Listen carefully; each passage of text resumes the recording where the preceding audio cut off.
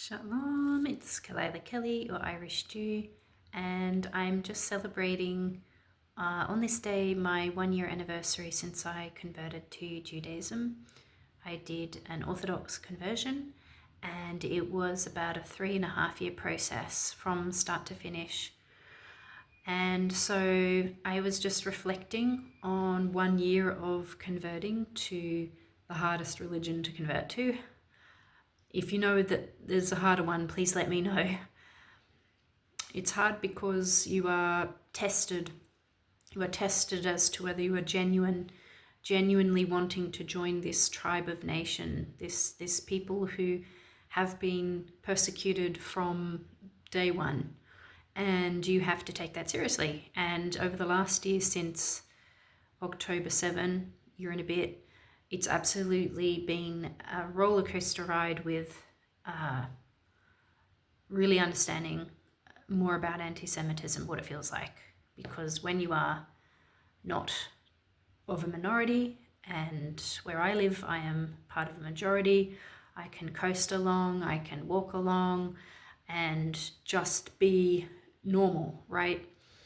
And you absolutely take that for granted. And then the moment you are not normal, the moment you are part of the most persecuted minority in history, you definitely notice a difference. Maybe not externally, but internally.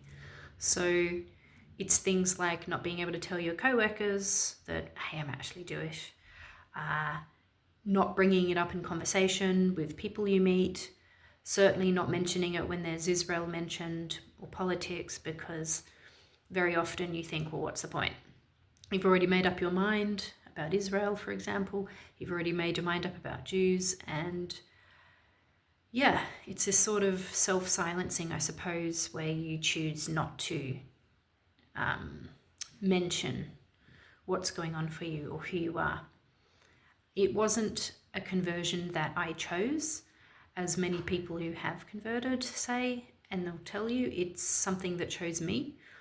And I rejected it at first, the call to this path, to Torah. I was like, hell no, because I knew anecdotally from other family members and from friends and so on, and just historically, just looking about, that becoming a Jew is,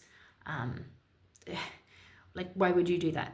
Why would you choose something that is so challenging? And I think that when you have a calling, a spiritual calling, when God reaches out to you in a certain way, then you respond to that as sincerely as you possibly can. So for anyone who is interested in converting to Judaism, or who feels they don't have a choice, they have to do it, it's in their soul, it's their heart singing to them and telling them this is actually who I am, then I would say just go for it. There's a lot of nonsense I've seen on the internet that harps the tune of, oh, it's just too hard and you've got to be sure, and I wouldn't recommend it, it's really hard. Well, of course it's hard. Getting a law degree is hard. Raising a child is hard.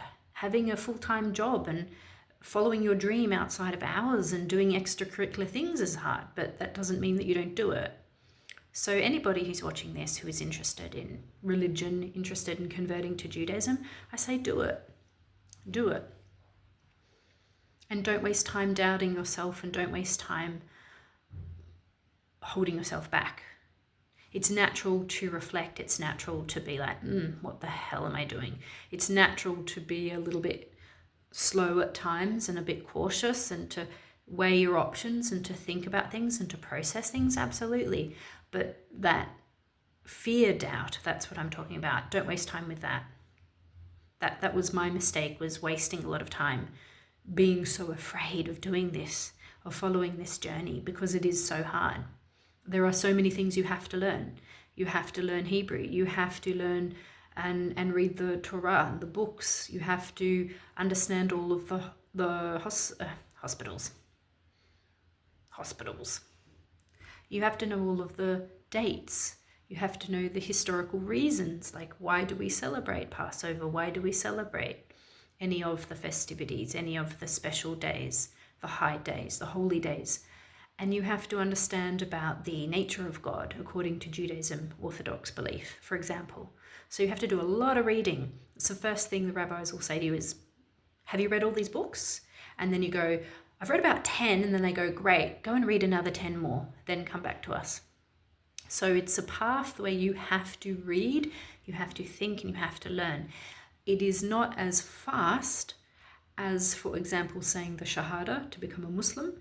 You say that, you're a Muslim. It's not as fast as perhaps being baptized and declaring your faith for Jesus and then becoming a Christian.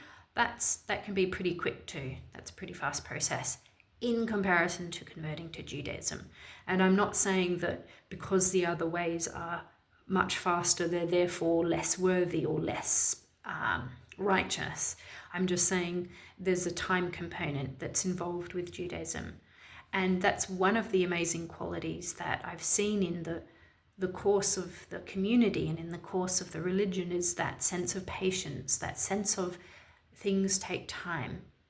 And there is a rhythm and a cycle to living as a Jew, and it takes time. So be patient. It's one of my worst faults, is I'm a very impatient person. So learning that sort of temperance, learning to keep showing up, which is actually a Woody Allen quote. Say what you want about Woody Allen. He did make a quip about like 90% of success is just showing up. Like, so if it's your job, or if it's your religious conversion, or if it's your YouTube career, or if it's your passion playing the guitar, just show up consistently, and that's 90% of the success done right there. So that's something I had to learn too. Just show up, just do it, just be present, warts and all, and just try, and then try again, and then try again, and then just keep trying. And don't take no for an answer. Don't get upset when the rabbis say no and you have to go away for another year. Come back in a year. Don't get upset by that. Take that as part of the process. But it's been an interesting journey, and I think a lot of the strength that we can get, and certainly something I want to do more of, is to read more Bible, read more Torah, because when you read the holy texts, you are reminded that historically all of the suffering and all of the prejudice and anti-Semitism and the way that you were perceived by being Jewish, for example, has been like that throughout history. So there's nothing kind of new about the climate that we're in. It's sad and disturbing, but it's not ahistorical. It's not bizarre or out of place. It's actually kind of part of the baked into the process of the whole Jewish nation, the whole Jewish question. So reading the texts and going back to the holy books is a really good, powerful way of reminding you of the power and the strength that is inherent in the Jewish path. And like I will say to anyone who's interested, like, it's not going anywhere. The Jewish people are eternal, and I think that's a good thing. I mean, the Jews gave the West civilization, essentially. The Jews and the Greeks, you're welcome. And both are very small, little, tiny nations. I think most Greeks and most Jews, there are exceptions of course, but most of them are physically very small, stout people, and by no means big nations or big empires. Obviously there was Greek empires at some points, but good ideas and truthful ideas don't have to come wrapped up in the masses. Very often truth can come from, the voice of a child, or the least powerful, or the least in number. And that's kind of the curse of the Jews, is having this incredible narrative and story and message and meaning, being a light unto the nations, and yet they're so tiny, and so many of the nations hate Israel, hate Jews, hate the fact that this tiny group of people brought them essentially mass civilization and learning, and the idea of, the Messiah, or the idea of so many different